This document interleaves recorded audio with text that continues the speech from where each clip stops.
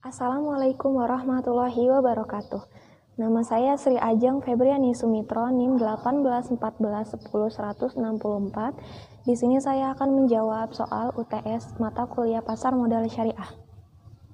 Soal yang pertama, jelaskan definisi pasar modal syariah dan ceritakan tonggak sejarah kelahiran pasar modal di Indonesia.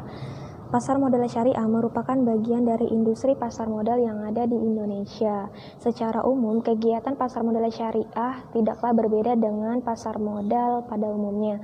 Hanya saja ada karakteristik unggul bila dilaksanakan, yaitu adanya prinsip syariah yang sebagaimana telah diatur dalam OJK dan Fatwa DSN MUI mengenai efek dan perdagangan efek yang tidak bertentangan dengan prinsip syariah.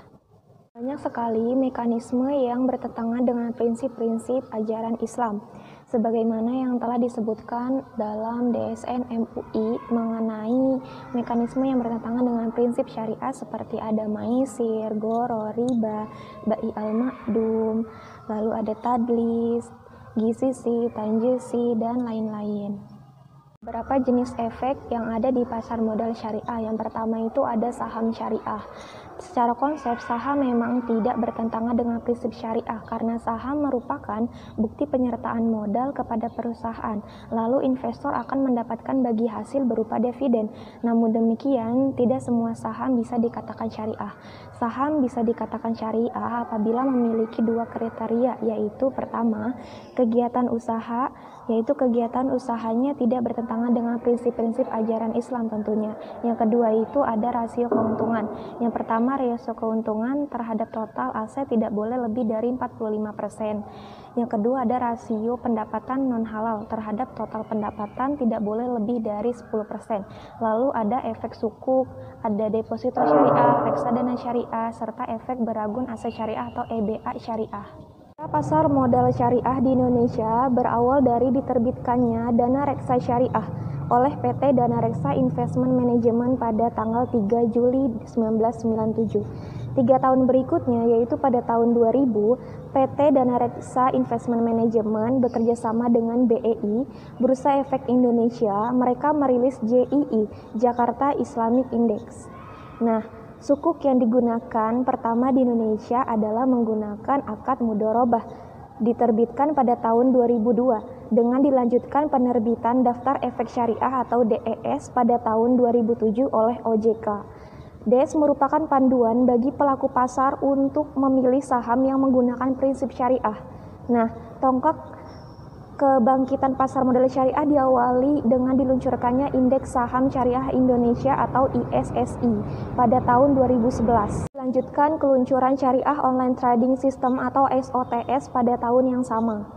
Efek Indonesia mencatat jumlah investor pasar saham syariah hingga Maret 2019 mencapai 50.500 investor, meningkat 13% dibanding bulan Desember pada tahun 2018. Kepala Divisi Pasar Modal Syariah BEI Irwan Abdullah menjelaskan hingga akhir tahun 2019 jumlah investor syariah diperkirakan tumbuh sama dengan tahun lalu yaitu 92%.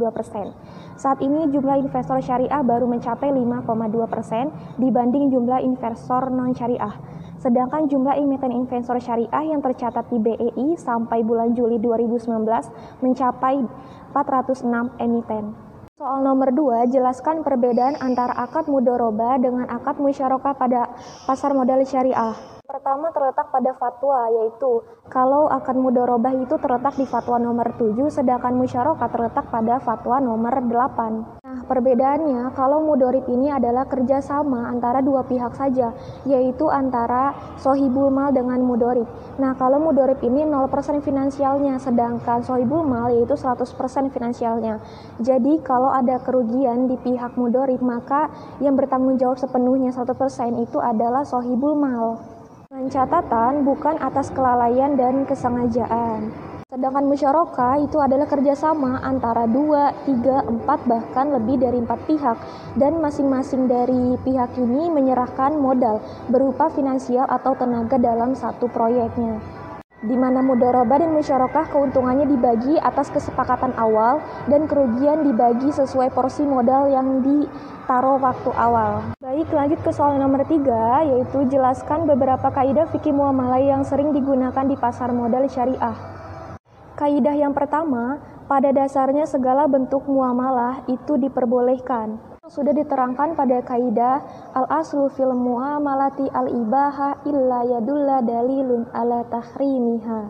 Pada dasarnya segala sesuatu dalam muamalah boleh dilakukan sampai ada dalil yang mengharamkannya. Jadi segala bentuk muamalah itu sebenarnya diperbolehkan asal tidak bertentangan dengan prinsip-prinsip ajaran Islam. Kaidah yang kedua terkandung dalam Quran surat An-Nisa ayat 29 yang bunyinya, ya ayyuhalladzina amanu la ta'kulu amwalakum bainakum bil batili illa an takuna tijaratan an taradin minkum wala taqtulu anfusakum innallaha kana bikum rahima. Artinya, wahai orang-orang yang beriman, janganlah kamu saling memakan harta sesamamu dengan jalan yang batil, kecuali dalam perdagangan yang berlaku atas dasar suka sama suka di antara kamu. Dan janganlah kamu membunuh dirimu, sungguh Allah Maha Penyayang kepadamu. Dari uraian ayat tersebut, kaidah yang kedua adalah muamalah dilakukan atas dasar sukarela tanpa mengandung unsur-unsur paksakan. Ketiga, tertuang dalam hadis riwayat Ahmad dan Ibnu Majah. An Ubadah bin Somiti anna Rasulullah sallallahu alaihi wasallam qada alla darara wala dirara. Artinya, dari Ubaidillah bin Samit bahwasanya Rasulullah sallallahu alaihi wasallam menetapkan tidak boleh berbuat kemudaratan dan tidak boleh pula membalas kemudaratan. Hadis riwayat Ahmad dan Ibnu Majah.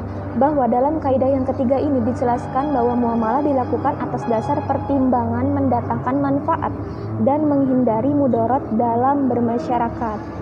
4. Tertuai pada Quran surat Al-Baqarah ayat 279 yang artinya, jika kamu tidak melaksanakannya, maka umumkanlah perang dari Allah Subhanahu wa Ta'ala dan Rasul-Nya. Tetapi jika kamu bertobat, maka kamu berhak atas pokok hartamu. Kamu tidak berbuat zalim atau merugikan dan tidak dizalimi atau dirugikan. Dalam kaidah yang keempat ini menjelaskan bahwa kaidah muamalah dilaksanakan dengan memelihara nilai-nilai keadilan, menghindari unsur-unsur penganiayaan dalam pengambilan keputusan. Baik, soal yang terakhir yaitu soal nomor 4. Jelaskan definisi dari fatwa dan jelaskan peranan dari Dewan Syariah Nasional Majelis Ulama Indonesia pada pasar modal syariah. Fatwa itu sendiri dalam bahasa Arab artinya adalah nasihat, petuah, jawaban, atau pendapat.